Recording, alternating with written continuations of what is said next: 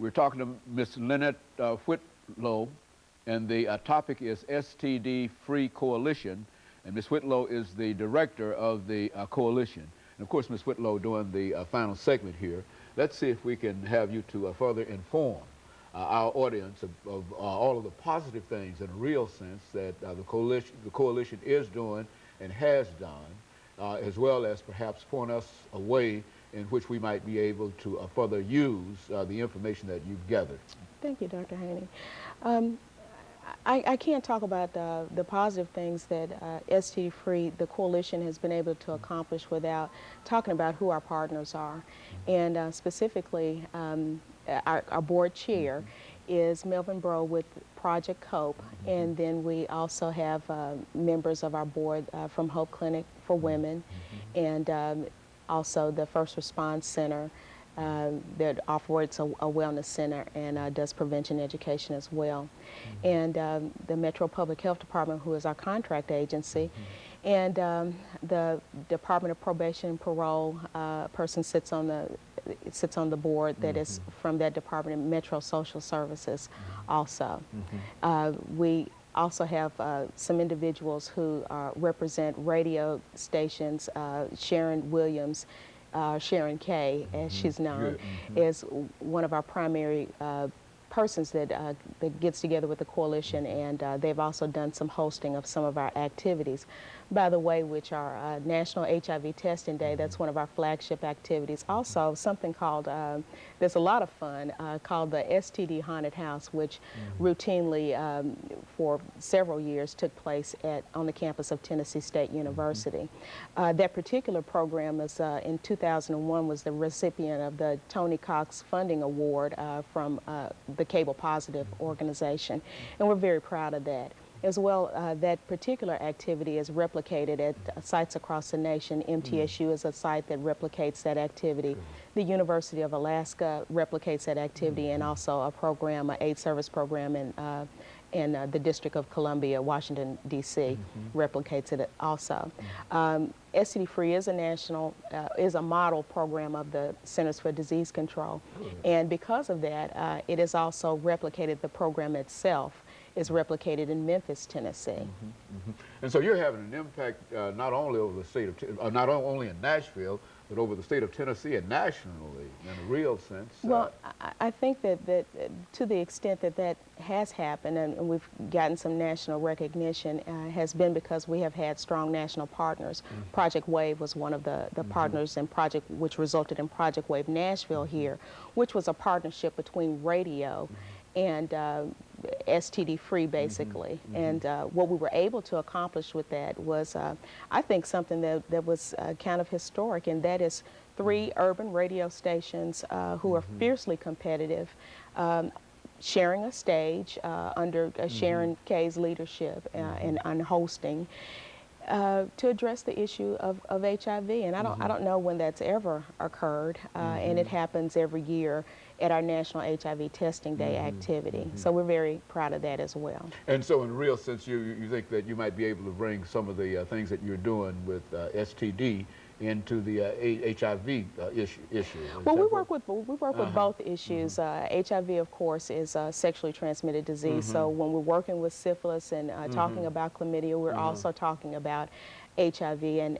AIDS as well. And I think that's something that's a little bit different from maybe some of the AIDS service organizations here in the city that have a primary thrust that's related to HIV and AIDS specifically. And of course, Ms. Whitlow, the reason I say that is because I guess I've been talking to most of the individuals who have a primary concern with AIDS rather than say, even though, as you indicated, that it is an STD.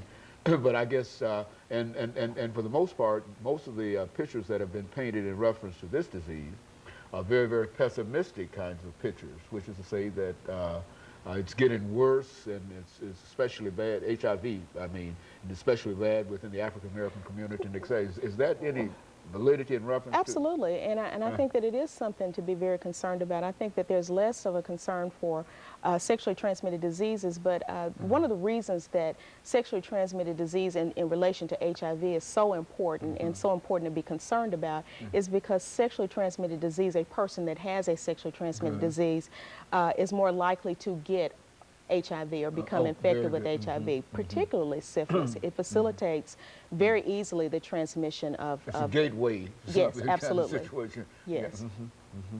Very good. But the whole issue of AIDS, and that's how I think that we've dealt with the STD issue up until this point on this particular show. And I think other than since your visit with us in 98, 99, I don't think that we've done that much with STD as such. But well, HIV, I don't want to take anything away from the issue of HIV. It is a very important issue, one that we deal with, and it is important particularly in the African American community because the rates have not dropped off as they have in some other populations.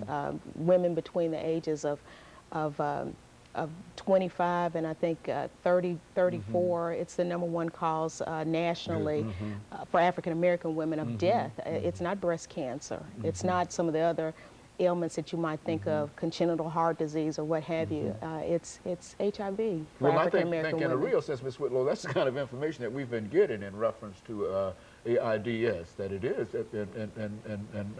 Now, could you use what you're doing, the kind of outreach that you're having dealing with, I think because you deal with teenagers in reference to that, but do you ever, in a real sense, deal specifically with the AIDS issue, or do you just put them all together as you indicated, it is an STD? But do you sort of separate that to talk to them specifically about this disease? When the case warrants, but we try to provide as much education about as many sexually transmitted diseases when the opportunity presents itself. So we want to talk about the whole cadre of sexually transmitted diseases, including HIV, to drive home the point of the importance of health and being sexually responsible with regard to all sexually transmitted diseases. How has the public school system responded to this whole issue of STD, Ms. Whitlow, especially when we remember that for the most part, you know, people have difficulties dealing with sex and education and those kinds of programs in school? Well, sexually transmitted disease is a part of the curriculum on that is part of the core curriculum in Metro. And so in that respect, you know, it's when we think about Tennessee, we don't sometimes think favorable on our educational system, but it is a part of the core curriculum, and those subject matters are taught. We frequently go to schools and talk about abstinence, and as well, schools come to our STD-free haunted house that occurs on Tennessee State's campus by the bus loads. So we can't say that in Nashville that we've been responsible. We probably need to increase what you're doing. The information that we provide to young people. You know, over the last couple of minutes here that we have here, Ms. Whitlow, let's give you an opportunity to perhaps speak to some of those issues that you felt to be very, very significant in terms of your visit with us today that you might have had an opportunity to say anything about. Well, I think one of the messages that I definitely would want your audience to know and be aware of is that sexually transmitted diseases, all of them are preventable. All sexually transmitted diseases, even HIV, are treatable. So I guess when an individual, perhaps if they have, you know, we ask all the time, well, why, you know, is there this issue of STDs when we know how to prevent STDs? But if, you know, if you've got 15 problems, certainly, if you suspect that you have a STD, you don't want a 16th one, so people just prefer sometimes not to know. But what we want people to know is that treatment is simple as going to the Metro Health Department. Testing now is easy as taking for HIV as easy as taking an OraSure test, and it's quick, and many times it's free. So we want people to make the services at the Metro Health Department available, avail themselves of it, and as well seek out testing in these community type of situations where there's entertainment. The STD-free model is entertainment in the park and food, free food. music more, and then we also do some things around providing some incentives and T-shirts and that sort of thing for individuals. So that's our model, and we think we've been very successful with it. And so you think you're doing a very, very good job in doing what you're doing, Ms. Whitlow? I think our referrals and calls suggest that. People reach us by calling 297-0STD, and that's very easy to remember, or 297-0783. Very good. And of course, Ms. Whitlow, let me thank you for bringing that excellent information by with us today. And let me encourage our audience to tune in again next week to another informative edition of Comments. Thank you, and